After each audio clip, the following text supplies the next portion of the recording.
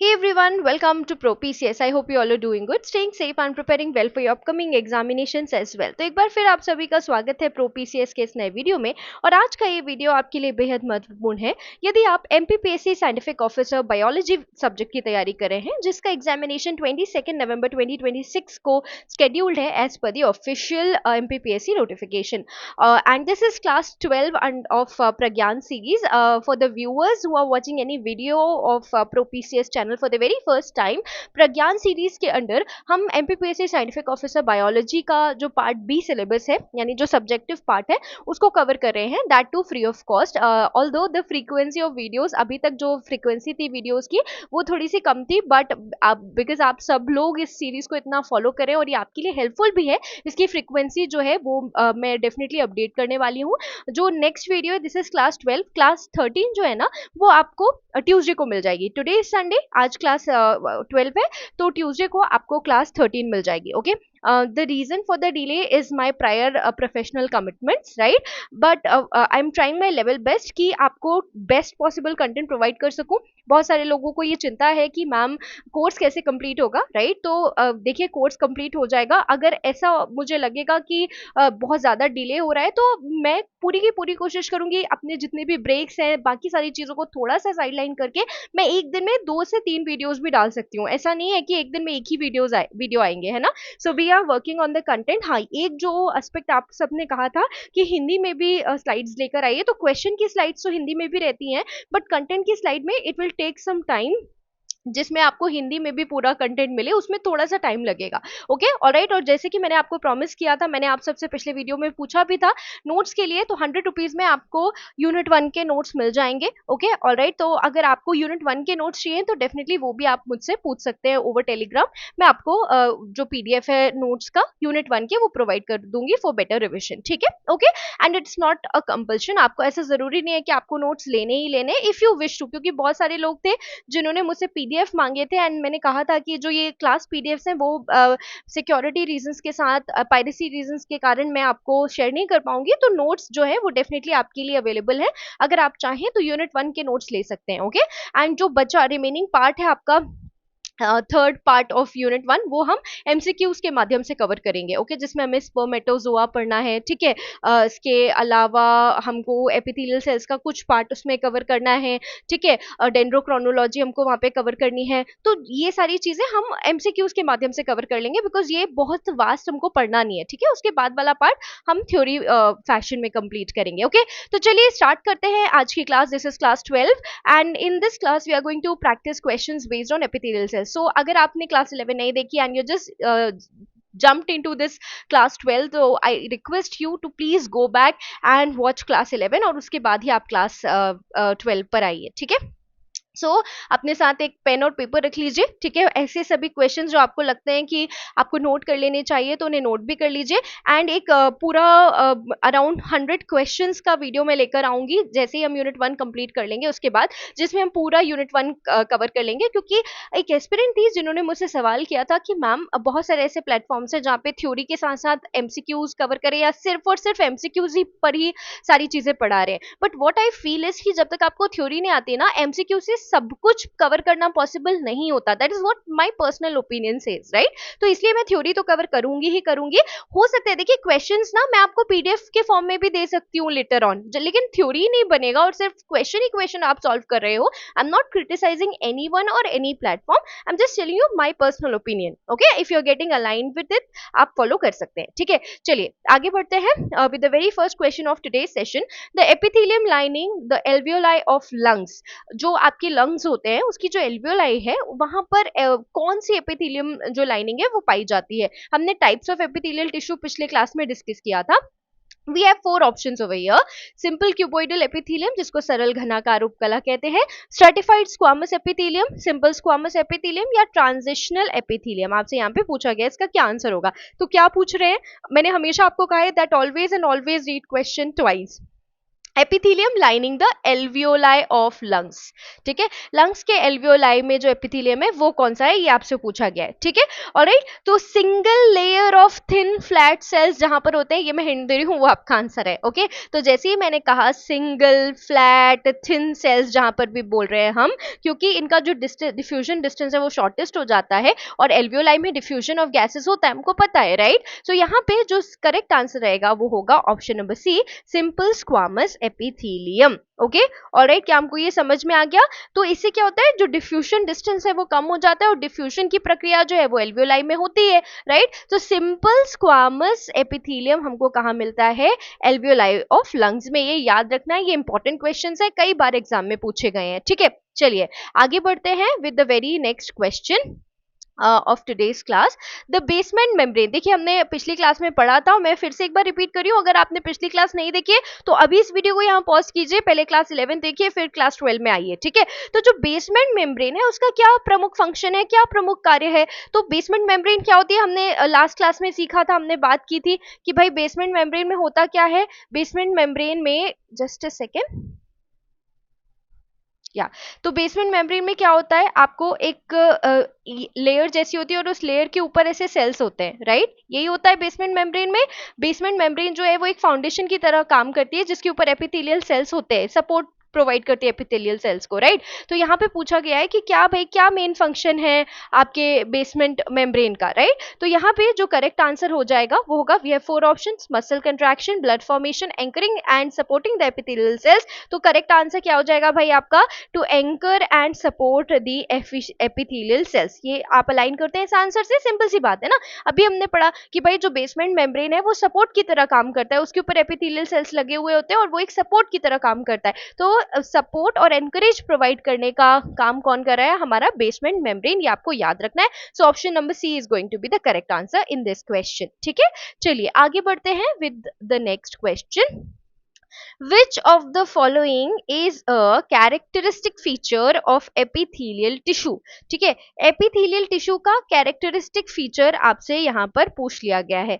ठीक है, अब आपको 4 ऑप्शंस दिए गए हैं, अबंडेंट इंटरसेल्युलर मैट्रिक्स यानी अधिक अंतरकोशिकीय पदार्थ, प्रेजेंस ऑफ ब्लड वेसल्स रक्त वाहिकाओं की उपस्थिति, closely packed cells with minimal intercellular spaces and large amount of collagen fibres, right. इसमें मैं हमेशा कहती हूँ, I am repeating it again, that you should always read the question twice. Which of the following is a characteristic, कई बार question में not लिखा होता है, हम उसे इग्नोर कर जाते हैं, right. So which of the following is a characteristic feature of epithelial tissue, इसमें से कौन सा कैरेक्टरिस्टिक फीचर है? ठीक है, तो ब्लड वेसल्स तो नहीं होती भाई, अबंडेंट इंटरसेल्युलर मैट्रिक्स भी प्रेजेंट नहीं होता, और large amount of collagen fibre भी नहीं होता। तो फिर होता क्या है, होता है closely packed cells with minimum intercellular spaces. Intercellular spaces कम क्यों होते हैं ये भी सुन लीजिए आप।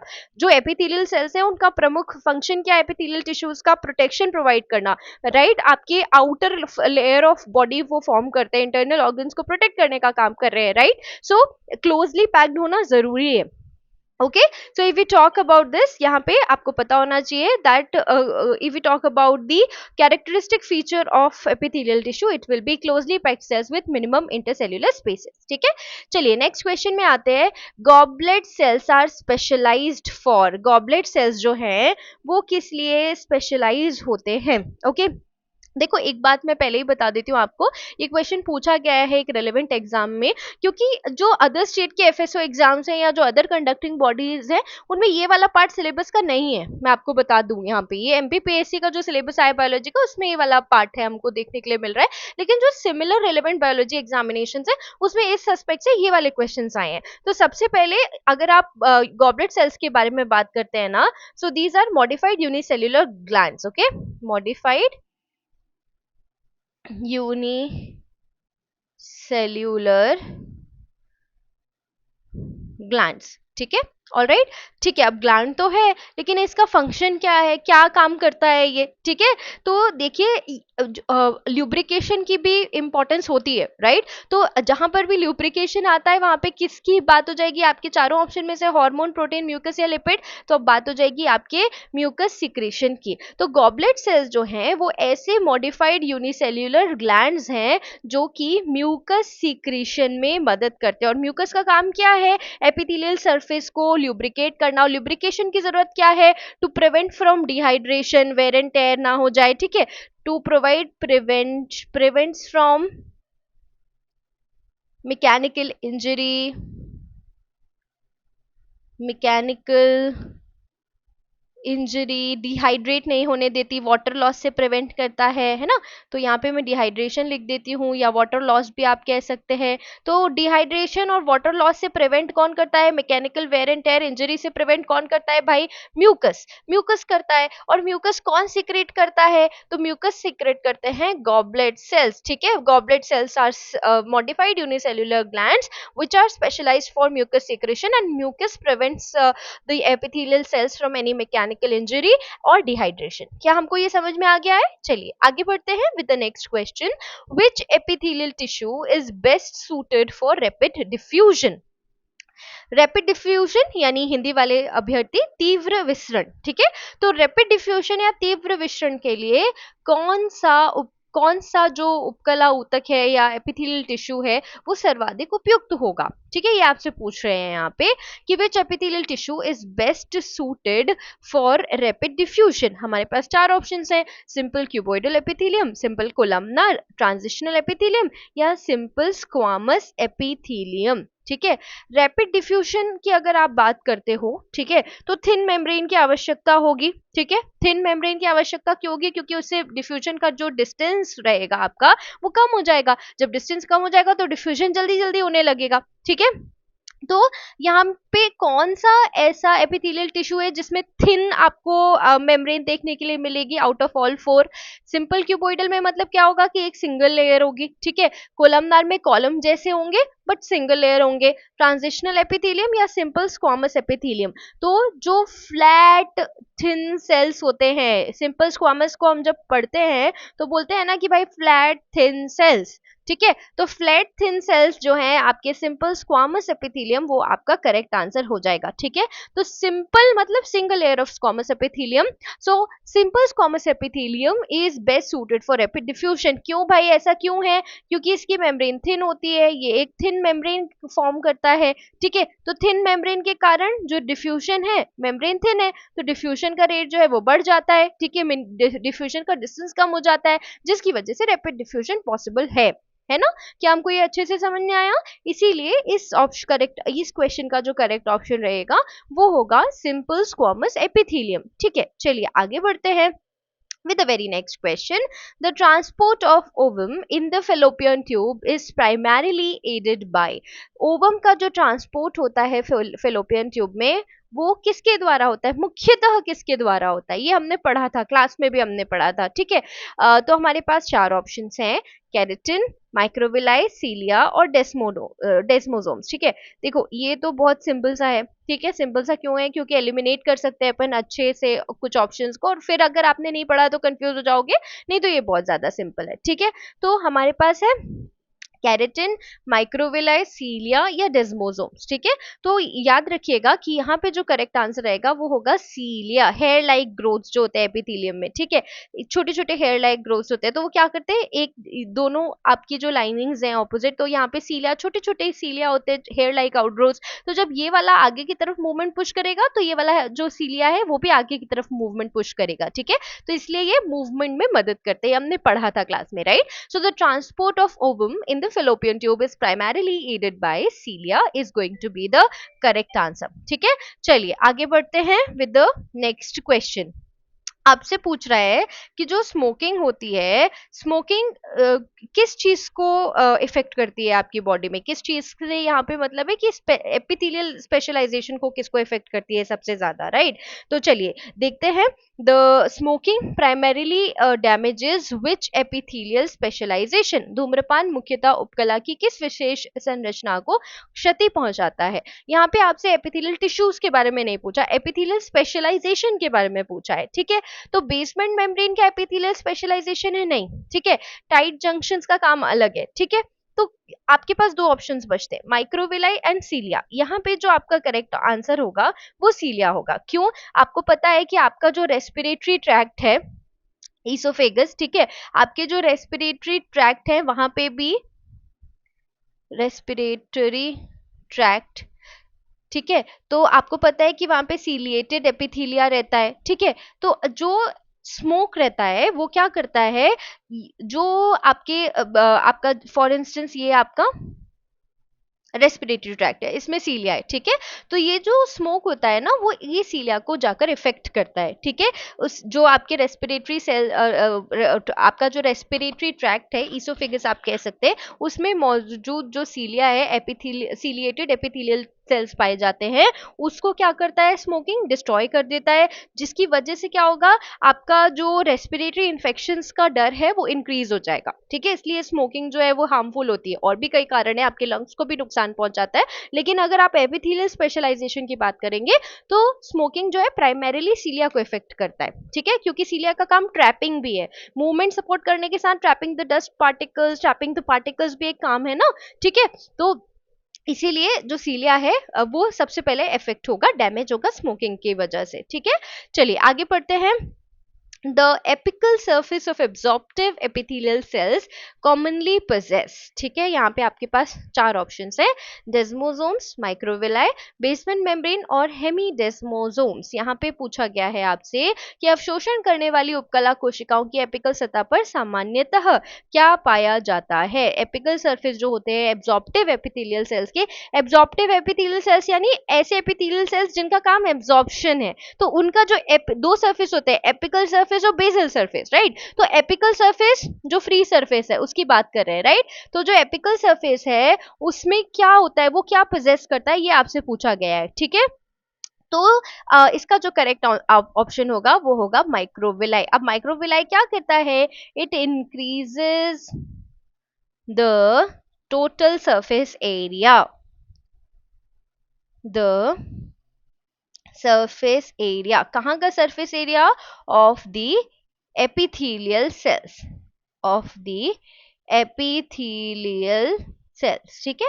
ये सरफेस एरिया इंक्रीज कर देता है एपिथेलियल सेल्स का, जिससे एब्जॉर्प्शन जो है उसको सपोर्ट मिलता है, ठीक है। टोटल जो एब्जॉर्प्शन होता है वो क्या हो जाता है, वो इनहैंस हो जाता है, it actually enhances the absorption, ठीक है। क्या हमको ये अच्छे से समझ में आ गया है, right. So that's about microvilli, the apical surface of absorptive epithelial cells commonly possesses microvilli, ठीक है।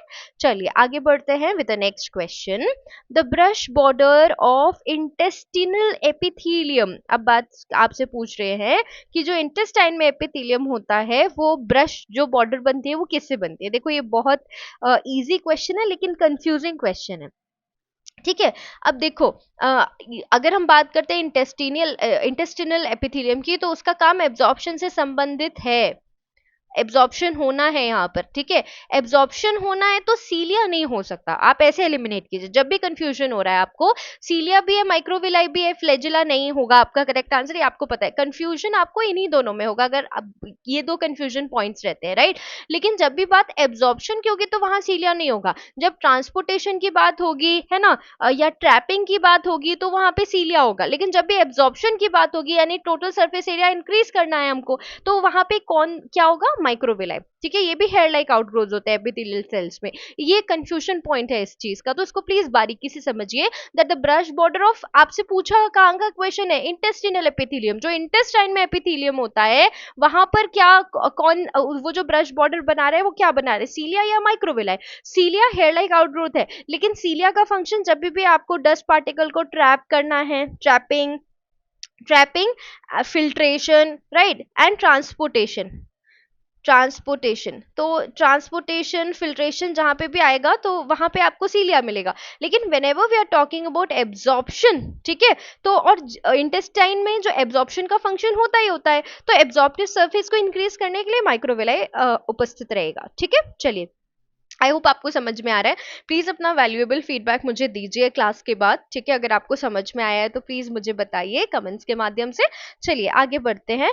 Which of the following is not a characteristic feature of epithelial tissue? इनमें से अब यहाँ पे पूछ रहा है नॉट अ कैरेक्टरिस्टिक। शुरुआत में हमने क्वेश्चन देखा था वेरिन आपसे पूछा गया था इज अ कैरेक्टरिस्टिक, अब यहाँ पे पूछ रहा है not a characteristic feature of epithelial tissue, ठीक है? तो सेल पोलैरिटी यानी एपिकल और बेसल सेल्स ये तो होता है ना, होता है या नहीं होता? होता है। बेसमेंट मेम्ब्रेन भी होता है। एक्स्ट्रा सेल्यूलर मैट्रिक्स रिच होता है या कम होता है, ये आपके लिए क्वेश्चन मार्क है। क्लोजली पैक्ड सेल्स होते हैं या नहीं होते हैं, ये दोनों चीजें आपको कंफ्यूज कर सकती है अगर आप वेल रेड नहीं है, आपने पढ़ा नहीं है तो, ठीक है? लेकिन यहाँ पे एक सिंपल सा करेक्ट आंसर हो जाएगा आपका और वो रहेगा रिच एक्स्ट्रा सेल्यूलर मैट्रिक्स, ठीक है? तो एपिथेलियल टिश्यूज में सेल पोलैरिटी होती है, एपिकल और एपाइकल और बेसल रीजन होता है, बेसमेंट मेम्ब्रेन प्रेजेंट होती है, सेल्स क्लोजली पैक्ड होते हैं, लेकिन रिच एक्स्ट्रा सेल्यूलर मैट्रिक्स नहीं होता, right? So that is going to be easy option and the correct one for you all, ठीक है? चलिए आगे बढ़ते हैं with the next question. Which cell junction prevents leakage between adjacent epithelial cells? Adjacent epithelial मतलब मान लीजिए this is a cell and a cell के बाजू में बी सेल, सेल्स का शेप ऐसा नहीं होता, this is just explanatory diagram, ठीक है? तो ए और बी एपिथेलियल सेल्स हैं, है ना? अब ये जो ए और बी सेल्स हैं इनके बीच में, इनके जंक्शन में लीकेज कौन से सेल्स जो हैं वो प्रिवेंट करते हैं? एडजेसेंट यानी एक के बाद एक, ठीक है? तो उपकला कोशिकाओं के बीच के रिसाव को कौन सा जंक्शन रोकता है? गैप जंक्शन रोकता है, डेस्मोसोम्स रोकते हैं, टाइट जंक्शन रोकता है या एडहेरेंस जंक्शन रोकता है? इसको थोड़ा सा आपको समझना चाहिए बिकॉज ये इंपॉर्टेंट है, और इंपॉर्टेंट है इसीलिए मैंने आप ये क्वेश्चन यहाँ पे रखा है, ये पूछा भी गया क्वेश्चन है, ठीक है? तो कौन से सेल्स लीकेज को प्रिवेंट करते हैं एडजेसेंट एपिथेलियल सेल्स के बीच में? तो आपका जो यहाँ पे करेक्ट ऑप्शन होगा वो होगा the tight junction. Okay, alright. क्यों? ये क्या कर देता है? It seals the junction of adjacent epithelial cells, epithelial cells, ठीक है? जो एडजेसेंट एपिथेलियल सेल्स हैं उनके जंक्शन को सील करने का काम कौन करता है? हमारे tight junctions. So the cell junction that prevents the leakage between adjacent epithelial cells, it's going to be the tight junction. किसी भी प्रकार के जो सब्सटेंस उनके लीकेज को प्रिवेंट करने का काम टाइट जंक्शन करता है, ठीक है? चलिए, तो ये तो हमें समझ में आ गया। अब हम बात करते हैं अगले क्वेश्चन की। The major function of stratified squamous epithelium, आपसे सवाल पूछा जा रहा है स्ट्रेटिफाइड स्क्वामस। स्ट्रेटिफाइड का मतलब होता है भाई मल्टीपल लेयर, सिंपल होता है तो एक सिंगल लेयर, है ना? तो आपको पता है कि थिन होंगे बट ब्रॉड होंगे, है ना? तो स्ट्रेटिफाइड स्क्वामस एपिथेलियम पूछा गया है, का मेन फंक्शन क्या होता है? मुख्य कार्य क्या होता है? प्रमुख कार्य क्या होता है? फिल्ट्रेशन होता है, डिफ्यूशन होता है, प्रोटेक्शन होता है या सीक्रेशन होता है, ठीक है? अब देखिए, अगर मल्टीपल लेयर है तो डिफ्यूजन बढ़ेगा या कम होगा? आप समझिए इस बात को। अगर मल्टीपल लेयर है, स्ट्रेटिफिकेशन की बात कर रहे हैं, तो जो डिफ्यूजन हो रहा है भाई वो कम हो जाएगा ना, क्योंकि डिफ्यूजन डिस्टेंस जो है वो बढ़ जाएगा, ज्यादा लेयर से डिफ्यूज करके जाना पड़ेगा, ठीक है? तो डिफ्यूजन कम हो जाएगा। तो स्ट्रेटिफाइड स्क्वामस का काम डिफ्यूजन नहीं है। इस बात में बहुत सारे स्टूडेंट्स हमेशा कंफ्यूज हो जाते हैं, ठीक है? लेकिन क्या फिल्ट्रेशन काम है, क्या डिफ्यूजन काम है, क्या प्रोटेक्शन या सीक्रेशन? तो देखिए, जहां पे ज्यादा लेयर होंगी तो प्रोटेक्शन ज्यादा होगा या नहीं होगा? आप एक बार इसको सोचिए। मल्टीपल लेयर्स है ना, स्ट्रेटिफाइड की बात करें तो मल्टीपल लेयर्स जो है वो क्या प्रोवाइड करेंगी? प्रोटेक्शन।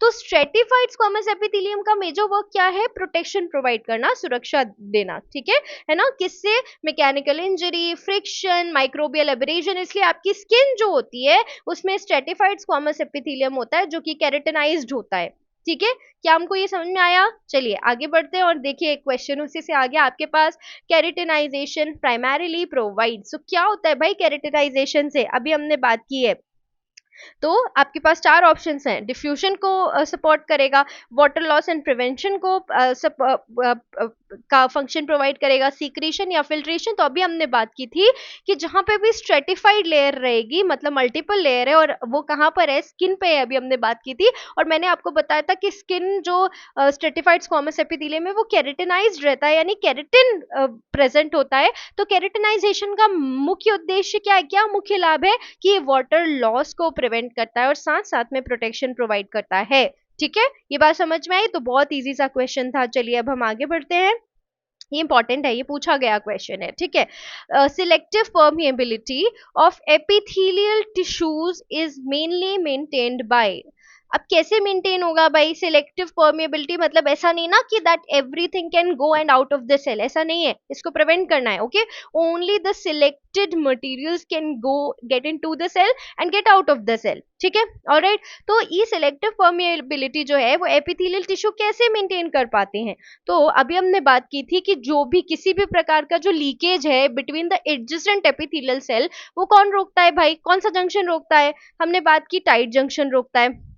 तो जब टाइट जंक्शन का काम ही है कि जो एडजेसेंट सेल है उनके बीच में किसी भी प्रकार के जो सिक्रीशन है उनका ट्रांसफर नहीं होने देना, तो परमिएबिलिटी को बचा के रखने का काम कौन कर रहा है? आपका टाइट जंक्शन। जो the correct answer over here is going to be the tight junction. हमने बात की थी कि tight junction adjacent epithelial cell को सील कर देता है। ओके, और it also regulates the passage of substances through the cell and thus maintains the selective permeability of epithelial tissues. ठीक है, चलिए आगे बढ़ते हैं। Epithelial tissue receives nutrition primarily through. अच्छा, ये तो बहुत इजी क्वेश्चन है, लेकिन जिसने नहीं पढ़ा वो कंफ्यूज हो जाएगा। ठीक है, इसलिए मैं कह रही हूँ अगर क्लास 11 नहीं पढ़ी तो गो बैक एंड एक बार पढ़ के देखिए। Epithelial tissues receive nutrition primarily through, क्या ब्लड वेसल्स होती हैं, क्या लिम्फेटिक वेसल्स होती हैं, डिफ्यूजन या एक्टिव ट्रांसपोर्ट, किसके थ्रू जो न्यूट्रिशन है वो आता है? तो आपको पता होना चाहिए कि अगर हम बात करते हैं आपके एपिथेलियल टिश्यू की, तो जो ऑक्सीजन एंड न्यूट्रिशन दोनों चीजें, इस बात का ध्यान रखेंगे, ऑक्सीजन भी जरूरी है। ठीक है, oxygen and nutrition. I am sorry, मेरा थोड़ा सा गला बैठा हुआ है, तो अगर आपको वॉइस में थोड़ा सा इशू हो रहा होगा तो please accept my sincere apologies. तो अगर हम बात करते हैं एपिथेलियल टिश्यूज की, तो न्यूट्रिशन और ऑक्सीजन दोनों ही डिफ्यूजन प्रोसेस के द्वारा मिलता है। ओके, जिसको आप विसरण कहते हो। ऑलराइट, तो जो अंडरलाइन कनेक्टिव टिश्यूज हैं बेसमेंट मेम्ब्रेन के, बेसमेंट मेम्ब्रेन को अंडरलाइन करते हैं कनेक्टिव टिश्यूज, तो कनेक्टिव टिश्यूज के द्वारा डिफ्यूजन होता है, डिफ्यूजन के द्वारा जो एपिथेलियल सेल्स हैं उन तक ऑक्सीजन और न्यूट्रिशन पहुंचता है। ठीक है, चलिए आगे बढ़ते हैं। In forensic investigations, epithelial cells collected from a bite mark are mainly used for। देखिए, आपको पता है कि जो डेड epithelial cells हैं वो आपकी स्किन कंटिन्यूसली शेड करती रहती है, इसलिए हम टच डीएनए एनालिसिस में भी उसका इस्तेमाल करते हैं। आपके पास चार ऑप्शंस हैं, blood grouping, age estimation, DNA profiling और टॉक्सिकोलॉजिकल एनालिसिस। आपसे पूछा गया है फॉरेंसिक इन्वेस्टिगेशंस में एपिथेलियल सेल्स का क्या फंक्शन होता है जो बाइट मार्क से कलेक्ट किए गए हों। ठीक है, तो जो बाइट मार्क से कलेक्ट किए गए होंगे उनका जो योगदान है वो डीएनए प्रोफाइलिंग में होगा। ठीक है, ऑलराइट, क्योंकि वो बाइट मार्क्स से कलेक्ट किए गए हैं, है ना। सो इन forensic investigation the epithelial cells which will be collected from a bite mark will be used for mainly DNA profiling. ठीक है, चलिए आगे बढ़ते हैं with the last question of today's class. Which epithelial tissue appears multilayered? Appears multilayered, दिखता है but होता नहीं है। It appears multilayered due two nuclei lying at different levels. जो न्यूक्लियाई है, केंद्रक है, वो अलग अलग स्तर पर होने के कारण ऐसा लगता है कि बहुत सारी लेयर्स हैं, लेकिन हर सेल बेसमेंट मेम्ब्रेन पे रेस्ट करती है इस कोशिका की। ये पूछा जा रहा है आपसे, इस ऊतक की हर सेल बेसमेंट मेम्ब्रेन पे जो है वो लाई करती है, लेकिन क्योंकि न्यूक्लियाई का स्तर जो है वो अलग अलग स्तरों पर केंद्रक उपस्थित होते हैं, न्यूक्लियाई अलग अलग लेवल्स पर लाई करते हैं, जिसकी वजह से वो मल्टीलेयर दिखता है, बहुस्तरीय दिखता है। तो वो कौन सा एपिथेलियल टिश्यू है? क्या वो स्ट्रेटिफाइड क्यूबोइडल एपिथेलियम है, क्या वो ट्रांजिशनल एपिथेलियम है, क्या वो स्यूडो स्ट्रेटिफाइड कोलमनार एपिथेलियम है, या वो सिंपल कोलमनार एपिथेलियम है? तो देखो, मल्टीलेयर्ड दिखता है, ओके, और न्यूक्लियाई का लेवल अलग अलग होता है। तो भाई देखो मल्टी लेयर्ड दिखता है नहीं, तो आप कंफ्यूज हो सकते हो कि भाई सिंपल भी हो सकता है, ये तो नहीं होगा क्योंकि स्ट्रेटिफाइड है तो मतलब ऑलरेडी मल्टी लेयर्ड है ना। तो यहाँ पे अपियर्स मल्टी लेयर्ड दिखता है बट होता नहीं है, तो आप स्यूडो पे चले जाइए, छद्म जो हम कहते हैं, ये स्यूडो का मतलब ही फॉल्स है, it appears multi layered but it is not. तो आपके पास करेक्ट ऑप्शन आ जाएगा स्यूडो स्ट्रेटिफाइड कोलमनार एपिथीलियम, छद्म स्तरीकृत स्तंभाकार उपकला, आपका करेक्ट आंसर यहाँ पर हो जाएगा। ओके, ऑलराइट, याद रखिएगा कि अगर आप ट्रैकिया के बारे में बात करते हैं या जो एयर पैसेजेस हैं आपके बॉडी के, वहां पर आपको यही स्यूडो स्ट्रेटिफाइड कोलमनार एपिथेलियम देखने के लिए मिलता है, इसको भी आपको याद रखना है। ओके, एंड एयर पैसेज यहाँ पे हमको स्ट्रेटिफाइड कोलमनार एपिथेलियम दिखता है। So that was about today's class. आज हमने बहुत सारे इंपॉर्टेंट क्वेश्चंस को डिस्कस किया, though the frequency of the classes are not up to the mark, I agree, right, but see I am trying to provide you with the best possible content. हाँ, अभी हम मेरा पूरा focus रहेगा class की frequency को बढ़ाना, ठीक है। Definitely I will try my level best, but do not panic, ठीक है। अगर ऐसा लगेगा कि मैंने जो अपनी टाइमलाइन बनाई है उसको मैं फॉलो नहीं कर पा रही हूँ, तो मैंने आपको जैसे कहा कि मैं एक दिन में 2 से 3 वीडियोस भी अपलोड कर दूंगी। ओके, तो please don't worry, please do not lose your hopes, ठीक है। एंड मैं पूरा सिलेबस कवर करूंगी, if I promised to do so, ठीक है। I will be covering the syllabus. And November है, नवंबर में आपका एग्जामिनेशन है और हमारे हमारे पास लगभग 1 महीने तो एटलीस्ट रिविजन के लिए होना चाहिए, आई अग्री, ठीक है। और एफएलटीज भी हम प्रैक्टिस करेंगे। तो अभी जैसे कि मैंने आपको कहा कि यदि आप यूनिट 1 के नोट्स चाहते हैं तो 100 रुपीज में आपको यूनिट 1 के नोट्स मिल जाएंगे। 100 रुपीज मैंने आपसे पूछा था कि ऐसे सभी लोग जो नोट्स लेना चाहते हैं वो ले सकते हैं, ओवर टेलीग्राम आप मुझसे कनेक्ट कर सकते हैं। और टेलीग्राम में आपको सिर्फ नोट्स टाइप करना है, ठीक है। यूनिट 1 नोट्स, आप जो पर्सनल टेक्स्ट मुझे करेंगे टेलीग्राम में, अगर आपको नोट्स चाहिए हैं तो आपको बस नोट्स टेलीग्राम में आप टाइप कीजिएगा, the team member will reach out to you super soon, ठीक है। ओके, ऑलराइट, तो I hope we are very clear with this and I hope आपको आज की क्लास में मजा आया हो, पढ़ के अच्छा लगा हो। अपना प्लीज फीडबैक मुझे दीजिएगा। अगली क्लास ट्यूसडे को अपलोड हो जाएगी, ओके, बाई 7, बिटवीन 7 to 8 या उससे पहले पॉसिबल होगा तो उससे पहले। Okay, so thank you so much for watching, thank you so much for the love that you are giving to the series and I am happy to see कि ये आपको लिटरली हेल्प कर रही है। आपके बहुत सारे मैसेजेस में मुझे बहुत सारा प्यार मिला है, ओवर टेलीग्राम भी आप सब मुझसे कनेक्ट करते हैं एंड यो आप अपनी जो भी कंसर्न्स है वो भी मुझे बताते हैं, वो भी एक्सप्रेस कर रहे हैं। So I am very very glad that ये आपको इतना इम्पैक्टफुल ये सीरीज आपके लिए है। ओके, तो चलिए मिलते हैं अगले वीडियो में, तब तक के लिए अपना ध्यान रखिए और तैयारी करते रहिए और एमपीजीके के पार्ट को तो बिल्कुल भी मिस आउट मत कीजिए। Thank you so much for watching and please do not forget to like the video and subscribe to the channel if not done already. Thank you so much.